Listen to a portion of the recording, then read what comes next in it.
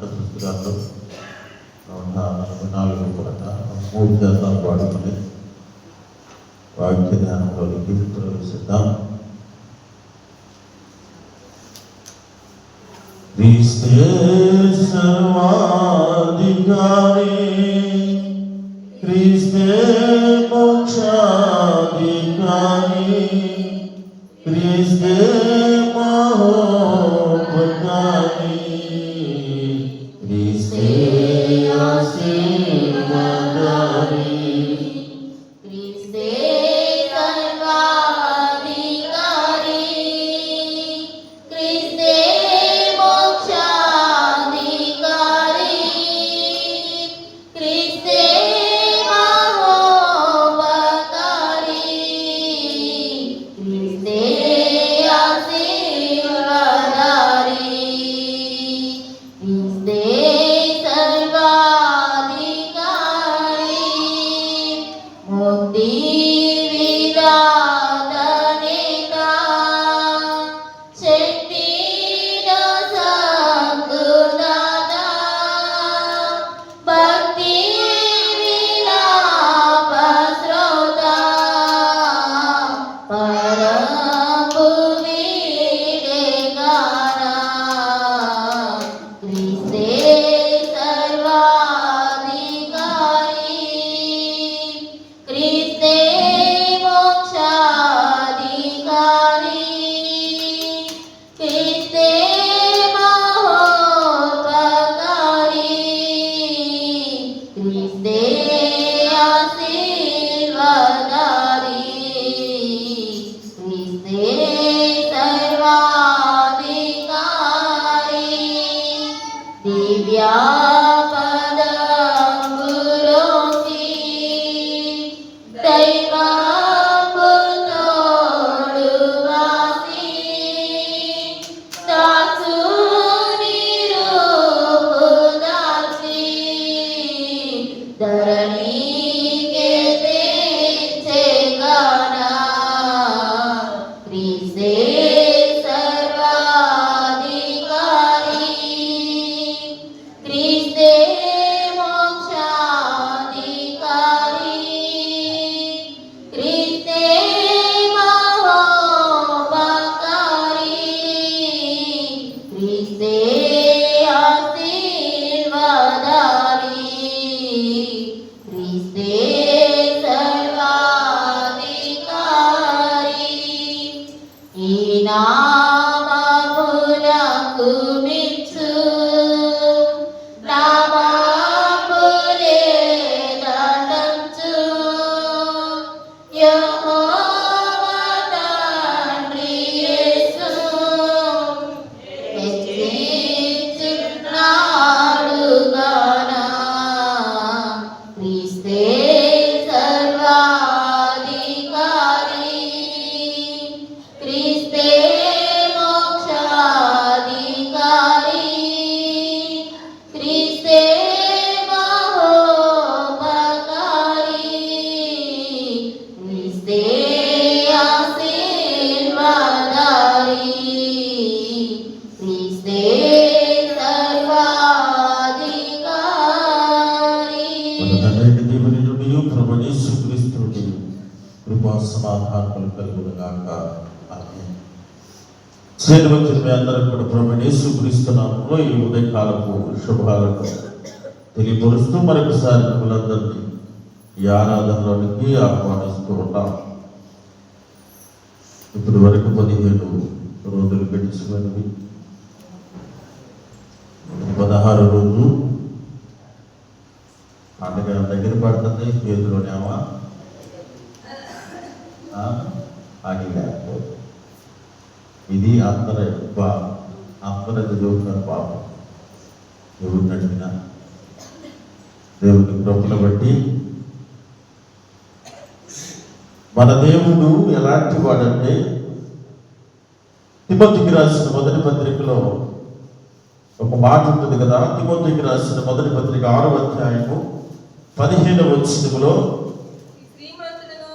శ్రీమంతుడును అద్వితీయుడునకు సర్వాధిపతి యుక్త కాలముల యందు ఆ ప్రత్యక్షతను కనబరుచును.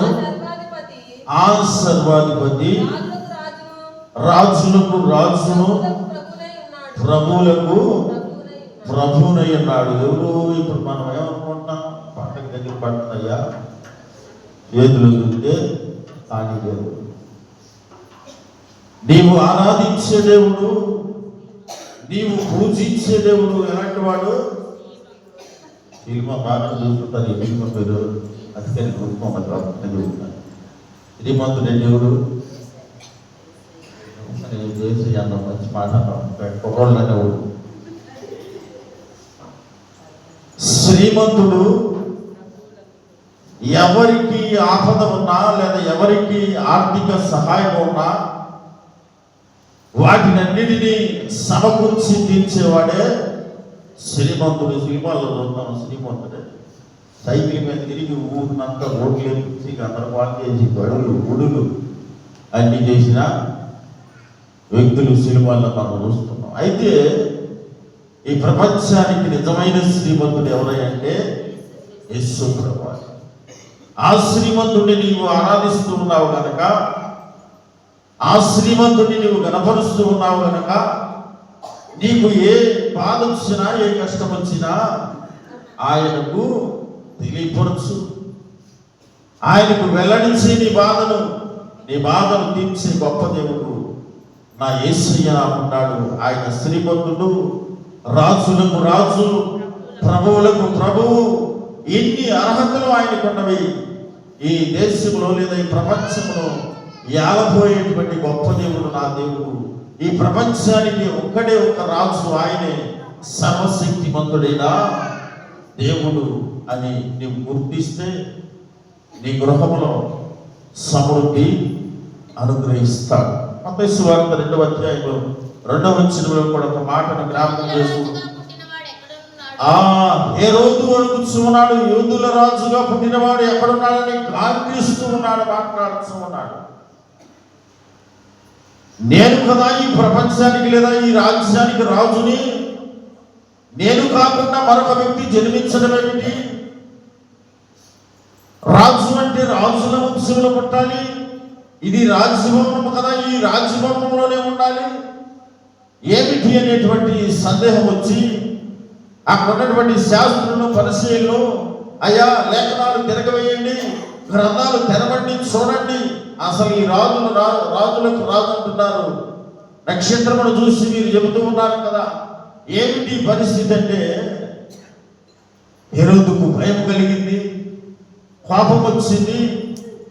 నాకు వేరుగా నాకంటే మెన్నైనటువంటి మరొక వ్యక్తి ఎవరు అని సందేహంతో కోపంతో దిగ్భ్రాంతంలో ఉండిపోయినటువంటి వ్యక్తిగా మనం కనబడుతూ ఉన్నాం. అయితే ఈ రాజు గురించిన వివరణ, రాజు అంటే ఇంగ్లీష్లో ఏమంటారమ్మా? ఏమంటారు? ఇంకా ఏం మాట్లాడుకోలేదు, గుడి కదా మనం మాట్లాడు. ఒకసారి భర్త ఇప్పుడు అంటే ఇంట్లో ఇంగుని అన్నాడు అనుకో, ఇది మాట్లాడతారు పాప కూడా మీకు తెలుసు కాబట్టి అది ఎక్కువ నేను ఎవరు పడ్డాను కాబట్టి ఉన్నాను. రాజు అంటే రాజ్యాన్ని ఏలేవాడు. ఆయన మాట సైన్యము వింటది, అక్కడ ఉన్న ప్రజలు వింటారు.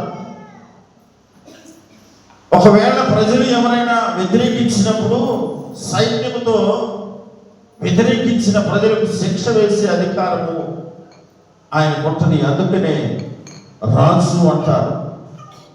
ఆ రాజు రాజ్యంలో ఎలాంటి కొరత లేకుండా ప్రతి మానవునికి అవసరమైన అవసరతను తీర్చాలి. అందుకనే మనకు గవర్నమెంట్ కూడా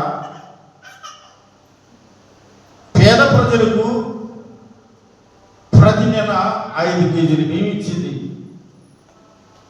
ఇది వరకు తక్కువ రేటుకి ఇచ్చేవారు, ఇప్పుడు అసలు పూర్తిగా ఫ్రీగా ఉచితంగా ఇస్తున్నారు. ఇది ఇప్పుడు నుండి వచ్చినది ఆచారం కాదు, ఎప్పటి నుండో ఉన్నటువంటిది. ఎందుకంటే బిలో ప్రావర్టీ లైన్కి కంటే తక్కువ ఉన్న వారికి ఎవరు కూడా ఆకలితో ఈ దేశంలో అలమటించకూడదని అది ఒక చట్టం ఉన్నది. ఆ చట్ట ప్రకారం ఏ ప్రభుత్వం వచ్చినా పేదవారికి నెలకు 5 కేజీల బియ్యం ఇవ్వవలసిందే. పేదవారు జీవించడానికి స్థలం లేని వారు ఉంటారు, గృహము లేని వారు ఉంటారు, వైద్యము చేయించుకునేటటువంటి వారు ఉంటారు. వారందరి కోసం కూడా ప్రభుత్వ హక్కు ఒక ఇంటిని లేదా స్థలాన్ని ఏర్పాటు చేసి, స్థలం ఉన్న వారికి ఇంటిని కట్టించడము, స్థలం లేని వారికి స్థలం ఇచ్చి ఇంటిని కట్టించడము, ఇది ఒక ప్రాథమికమైన హక్కు, ప్రభుత్వ బాధ్యతది. అందుకనే ప్రభుత్వాలు మారినప్పుడు మేము కట్టిస్తున్నాం అంటారు, కానీ అది వారి బాధ్యత. రవాణా సౌకర్యం కల్పించాలి, వైద్య సౌకర్యం కల్పించాలి, పిల్లలు చదువుకోవడానికి పాఠశాలను, ప్రభుత్వ రంగ పాఠశాలను ఏర్పాటు చేయాలి. అప్పుడు మాత్రమే రాజ్యానికి రాజు మంచివాడని అతనికి ఓట్లేసి ఎన్నుకుంటారు. ఎప్పుడైతే మనకు మంచి చేయలో రాజును మార్చడానికి, రాజు మీద తిరుగుబాటు చేయడానికి ప్రజలు వెళ్ళిపోతూ ఉంటారు. ఉత్తర కొరియా అధ్యక్షుడు కిమ్ జాంగ్ ఉన్ అనేటువంటి ఒక వ్యక్తి ఉన్నాడు. ఆయన ఇప్పుడు మనకు 2025 సంవత్సరం జరుగుతుంది. ఇక్కడ ఆ దేశంలో 120 130 సంవత్సరం జరుగుతుంది. ఏంటంటే ప్రపంచంతో నాకు పని లేదు, నా దేశంతోనే నాకు పని. మా తాత పుట్టినప్పటి నుండి మా తాత పరిపాలించాడు, తర్వాత మా నాన్న పరిపాలించాడు, ఇప్పుడు నేను పరిపాలిస్తూ ఉన్నాను. మేము ప్రారంభం చేసిన కాబట్టి 120 సంవత్సరాలు అయింది కాబట్టి ఇది 120 సంవత్సరం లేదా 130 సంవత్సరం. ఇప్పుడు వారి క్యాలెండర్ కూడా వేరుగా ఉంటుంది. వారి తాత చచ్చిపోయిన రోజు, వారి నాన్న చనిపోయిన రోజు విగ్రహాలను అక్కడక్కడ దేశంలో ప్రతిష్ఠించి ఉంటారు కదా, వాటి ఎదురుకెళ్ళి ప్రతి ఆ కంట్రీలో, ఆ దేశంలో ఉన్న ప్రతి వ్యక్తి కన్నీరు పెట్టి ఆడవలసిందేనంట. నువ్వు చచ్చిపోయేవయ్యా, నేను బాధపడుతున్నాను. ఎందుకంటే అక్కడ రాజ్యానికపు పాలన జరుగుతున్నది, నియంత పాలన జరుగుతున్నది. ఎవరైనా ఏడవకుండా ఆ దినమున నవ్వితే వారిని తీసుకెళ్లి కర్మాగారంలో పడవేస్తారంట. వారానికి 7 రోజులు పనిచేయాలి. వారి కోసము ఆదివారపు దినమున కూడా పనిచేసి వచ్చిన ఆదాయం తీసుకెళ్లి ప్రభుత్వానికి కట్టాలి. సినిమాలు చూడటానికి కూడా మనకులాగా ప్రభుత్వము మీద విమర్శలు చేసేటువంటి వారు అక్కడ ఉండరు. అక్కడ నియంత పాలన.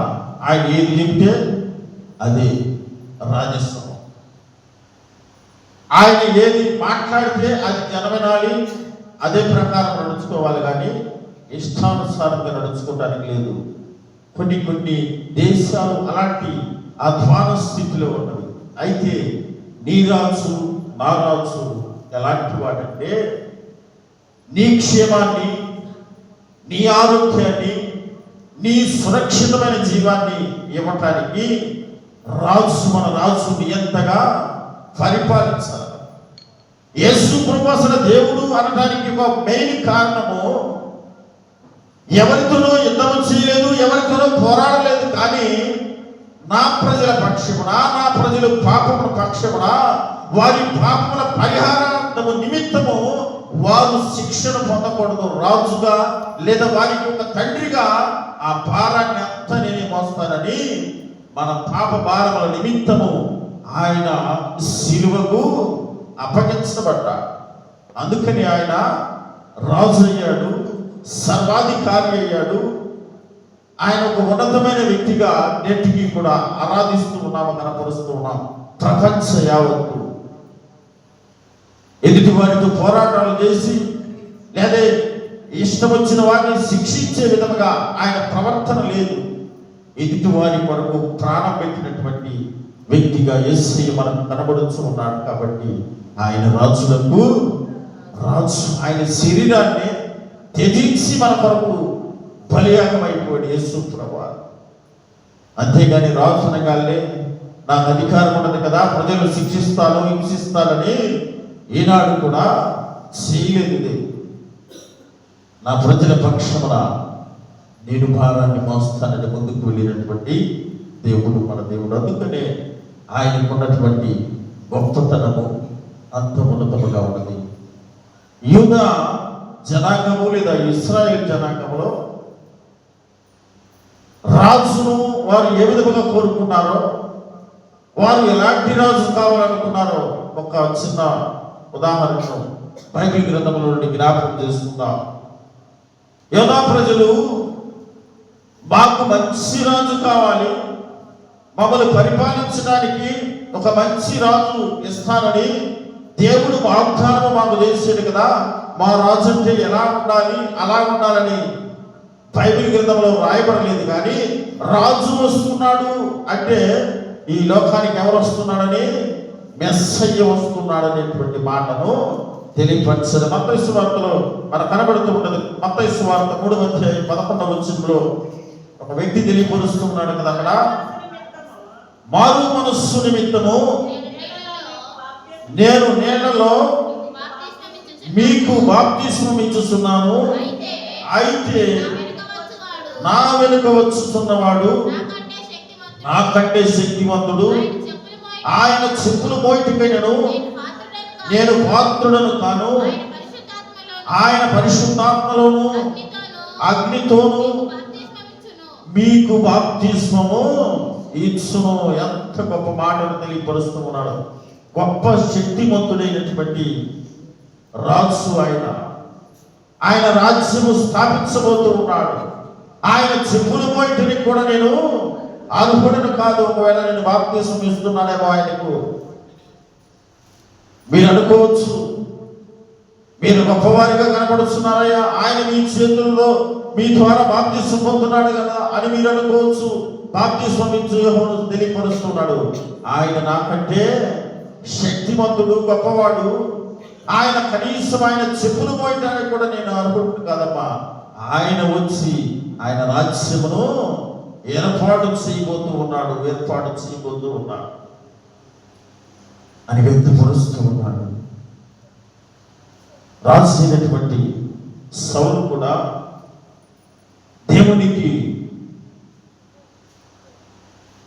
కోపము తెప్పించే పనులు చేసినప్పుడు దేవుడు సమూయేలును పంపించి యెషయి దగ్గరికి పంపించిన తర్వాత చెబుతూ ఉన్నాడు, సమూయేలు యెషయి కుమారులను ఒక రాజును నేను నియమించాలనుకుంటున్నాను, అక్కడికి వారి ఇంటికి వెళ్ళి నువ్వు యెషయి ఇంటికి నువ్వు ఇంటికి వెళ్ళిన తర్వాత నేను చెబుతా అక్కడ నీకు ఎవరిని అభిషేకించాలో, ఆ కుమారులో ఎవరిని రాజుగా ఎన్నుకోవాలని నేను నీకు తెలియపరుస్తాను, నువ్వు తిన్నగా వారి ఇంటికి వెళ్ళమన్నాడు.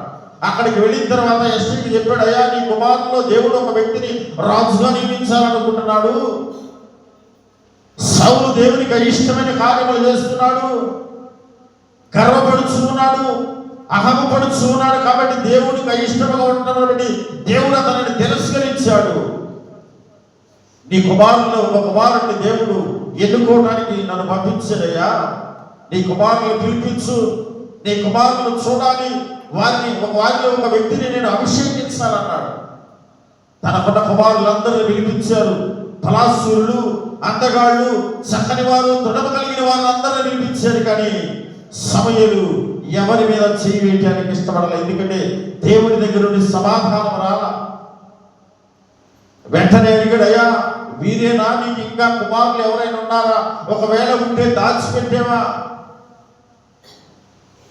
వీరేనయ్యా మంచి వారు, ఎంత నైపుణ్యం కలిగిన వారు, సైన్యంలో ఉన్నవారు, వీరేనయ్యా అన్నప్పుడు కాదు అని సమూయేలు అడిగినప్పుడు, గట్టిగా నిలదీసినప్పుడు, ఒక వ్యక్తి ఉన్నాడయ్యా, ఒక కుమారుడు చిన్నవాడు, అడవిలో గొర్రెలు కాచుకుంటూ ఉన్నాడయ్యా.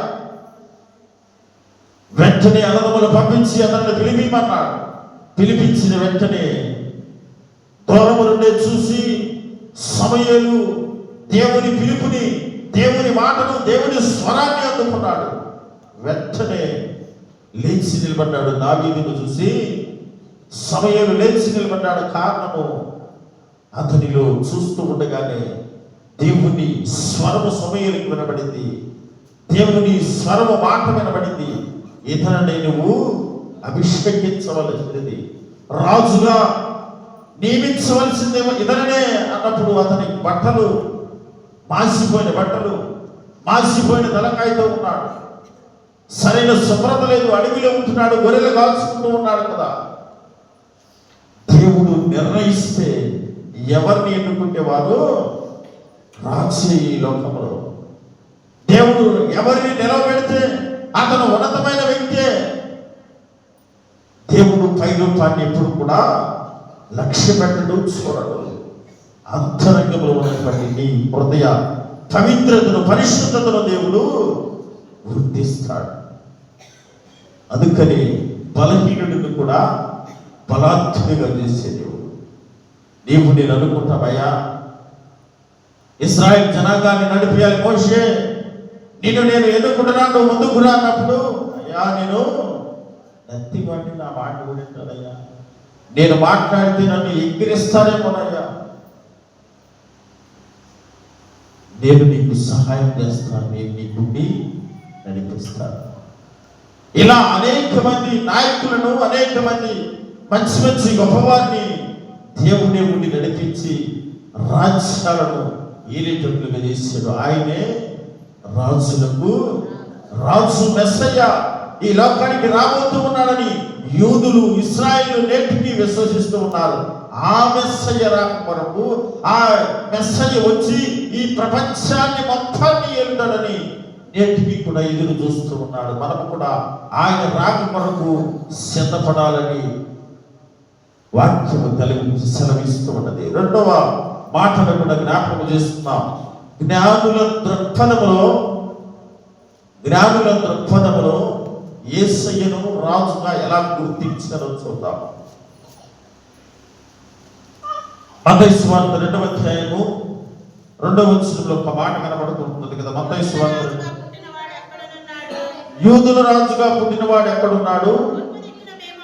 తూర్పు దిక్కున మేము ఆయన నక్షత్రమును చూసి ఆయన పూజింపవచ్చితమని చెప్పి, ఇక్కడ మనం కనబడుతున్న మాట, జ్ఞానుల దృక్పథములో రాజు పుట్టాడు. జ్ఞానుల దృక్పథములో వారి ఆలోచన అంతా ఖగోళ శాస్త్ర పండితులు కాబట్టి, జ్ఞానం కలిగిన వారు కాబట్టి, తూర్పు దిక్కున ఒక నక్షత్రము వెలిసిందయ్యా, ఆ నక్షత్రము పుట్టింది లేదా ఆ నక్షత్రము కనబడుతున్నదంటే ఒక రాజు ఈ లోకంలో జన్మించాడని వారి అంచనాలు తేలింది. వెంటనే వారు ప్రయాణమై బయలుదేరారు. ఆ నక్షత్రమును చూశారు. ఆ నక్షత్రము ఏ విధముగా అయితే వారికి మార్గమును చూపిస్తూ ఉన్నదో అదే మార్గములో వారిని పయనించారు. పయనము చేసి, ప్రయాణము చేసి చేసి దగ్గరకు వెళ్ళారు. ఎక్కడికి? యేసు ప్రభువారు నివసిస్తున్నటువంటి ప్రదేశానికి, ఆయన జీవిస్తూ ఉన్నటువంటి ప్రదేశానికి. అక్కడికి చేరుకున్న తర్వాత ఆ జ్ఞానులు యేసు ప్రభువారి స్థితిని చూశారు, వారి తల్లిదండ్రుల పరిస్థితిని చూశారు. తండ్రి చూస్తే వడ్రంగి పని చేస్తూ ఉన్నాడు, తల్లి సాధారణమైనటువంటి స్థితిలో ఉన్నది. యేసు ప్రభువారు కూడా అప్పటికి 1 సంవత్సరం నిండుకొని ఉన్నాడు. స్థితిలో ఉన్న ఆ కుటుంబాన్ని చూసి కూడా వారు తూర్పున మేము చూసిన నక్షత్రము రాజుగా మమ్మల్ని ఇక్కడి వరకు నడిపించింది. ఈయన రాజు, ఈయన ప్రభువు, ఈయనే లోకాన్ని పాలించబోతున్నటువంటి గొప్పవాడిని గుర్తించి ఆయన కొరకు, యేసు ప్రభువారి కొరకు విలువైన బహుమతులు తీసుకొచ్చి సమర్పించారు. విలువైన బహుమతులు ఎవరికి ఇస్తారు? విలువైన బహుమతులు ఎవరికి ఇస్తారమ్మా? కేరటానికి వాహనం. ఏమి బహుమతులు ఇస్తారు? ఎంత అంటారు? పుట్టి బట్ట పుట్టిస్తారు. చెప్పండి, ఏం పేరెంటాలు ఇస్తారు అమ్మా? ఒక పళ్ళు, ఒక నీళ్ళు మొహాన పడతారు. ప్లేటు, ఒక గిన్నె ఇక్కడ ఎత్తు, సాధారణమైనటువంటి. కాబట్టి అనిల్ అంబానీ కొడుకు మొన్న కుమారుడి పెళ్ళి, అనంత అంబానీ 5,000 కోట్లు పెట్టి పెళ్లి చేశాడు. ఎన్ని కోట్లు పెట్టి? 5,000 కోట్లు. ప్రపంచంలో ఉన్న పెద్ద పెద్ద వాళ్ళందరినీ పిలిచాడు. పెద్ద పెద్ద వాళ్ళందరినీ పిలిచి ఒక్కొక్కడికి 3 కోట్లు 4 కోట్లు పెట్టి వాచ్యలు కొనిచ్చాడు. 3 కోట్లు 4 కోట్లు పెట్టి వాచ్యలు, ఆడవాళ్ళైతే బొమ్మరాలు, అసలు పాటలకైతే 300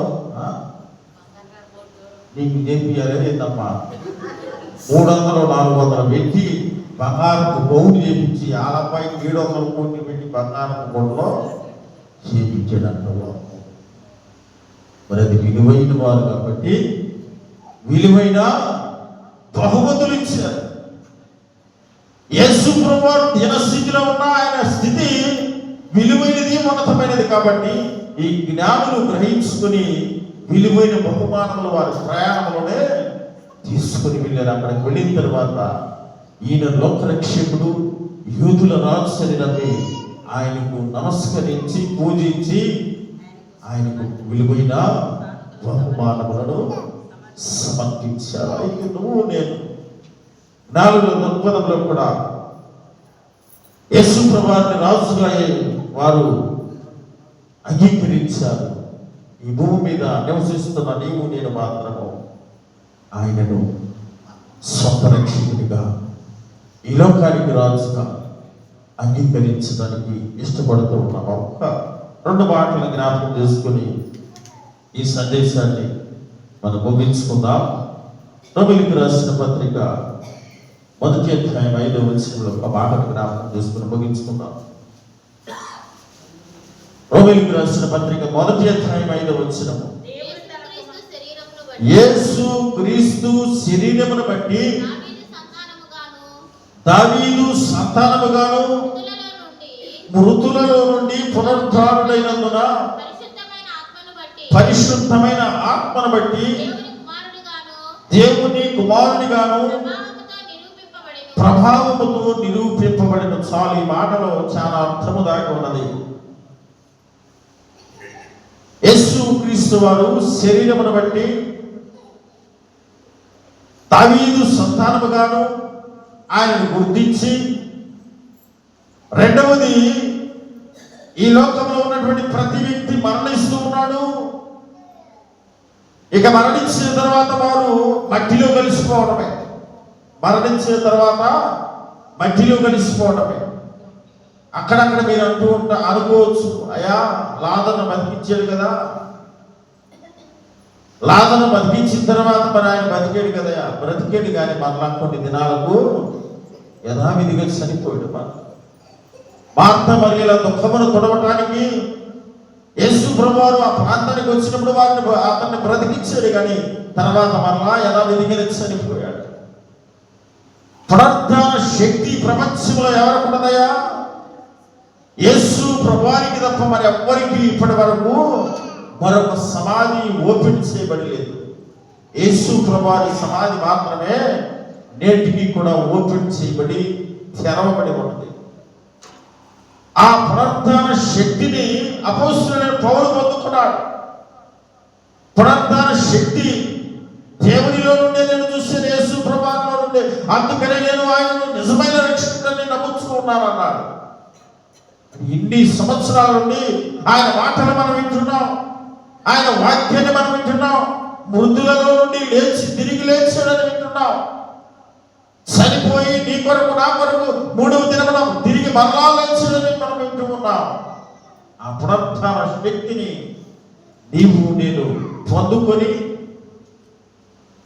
మన కొరకు ఈ లోకంలోకి వచ్చినటువంటి యేసు ప్రభువారు ఆయన రాజులకు రాజు, ప్రభువులకు ప్రభు అని నీవు నేను గనక విశ్వాసం వచ్చితే మన కుటుంబంలో ఎలాంటి కొరత లేకుండా సమృద్ధిని దేవుడు మనకు అనుగ్రహించేది. అందుకనే మత్తయి సువార్తలో 28వ అధ్యాయము, మత్తయి సువార్త 28వ అధ్యాయము 18వ వచనంలో ఒక మాట ఉన్నది కదా,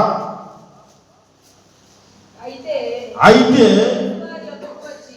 యేసు వారి యొద్దకు వచ్చి పరలోకమందును భూమి మీదను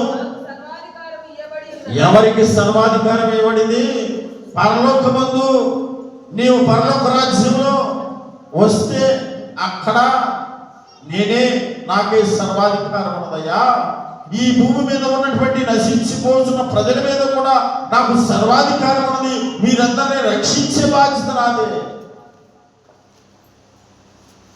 పరలోక రాజ్యంలో కూడా నేనే ఏలుబడి చేసేది మిమ్మల్ని. ఈ భూమి మీద కూడా మిమ్మల్ని ఏలుబడి చేసేది నేనయ్యా. కాబట్టి మీరందరూ నన్ను అనుసరించండి, నా మార్గమును వెదకండి, రాజ్యమును వెదకండి. అప్పుడు అవన్నీ మీకు సమృద్ధిగా నేను అనుగ్రహిస్తాను. నా రాజ్యమును, నా నీతిని వెదికితే ఆయన రాజ్యమును, ఆయన నీతిని దేవుడు మనకు కావలసినవన్నీ అనుగ్రహిస్తాడు. మన ప్రార్థనకే రాకుండా దేవా నాకు అది, నాకు ఇది అంటే దేవుడు అనుగ్రహించినందుకు మొట్టమొదటిగా ఆయన రాజ్యమును, ఆయన నీతిని వెతకనప్పుడు అవన్నీ మీకు అనుగ్రహించబడు. దేవుడు 2025 సంవత్సరము ఈ క్రిస్మస్ ఉదయకాల ఆరాధనలు చూస్తున్న మనందరికీ కూడా మన కుటుంబాల్లో ఉన్న బాధలు, కష్టాలు, కొరతలు వీటన్నిటిని తీసేసి సమృద్ధిని అనుగ్రహించాలంటే ఆయన రాజ్యాన్ని విశ్వసించాలి. మొట్టమొదట ఆయన రాజ్యమును, ఆయన నీతిని వెదకాలి. అప్పుడు అవన్నీ నీకు దేవుడు అనుగ్రహించడు. అతి కృప, పరిశుద్ధాత్మ సహవాసం దేవుడు మనందరికీ తోడైతే నడిపించును కాక. ఆమె చిన్న ప్రార్థన చేసుకున్నాం. పరిశుద్ధుల ప్రేమ తండ్రి, దయగలిగిన ఆయన విన్న వాక్యం అందరి హృదయంలో నిలికట్టు ఫలింపజేసి వాక్యానుసారమైన జీవితం అనుగ్రహించమని మా ప్రభు రక్షకుడైన యేసు క్రీస్తు నామమున అడిగి వేడుకొనుచున్నాము తండ్రి. ఆమేన్. ఈ దినం